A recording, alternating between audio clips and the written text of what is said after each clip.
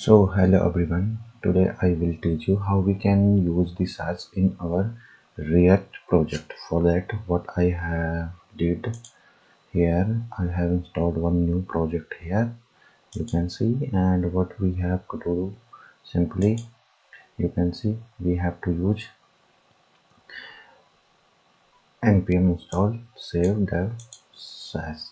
You can use both npm install Sass and simply we have to paste here, and once it will install it can show here. You can see Sass is installed in dev dependency, and after that what we have to do, we have to simply rename the css file name into app.scss, and second one is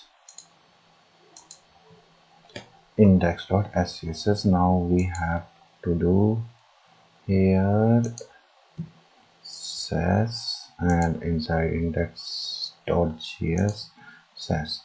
Now you can see it will work same, and if you want to check your css is working or not, simply inside app we don't have anything.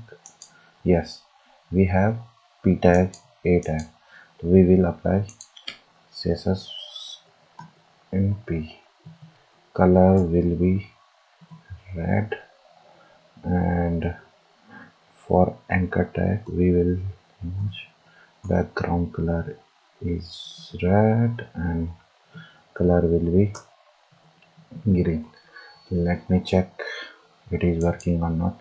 So you can see it is working properly, so that you can use it properly. And if you want to learn how to use Sass and what is the properties in Sass, so I will show you in next video. Thank you.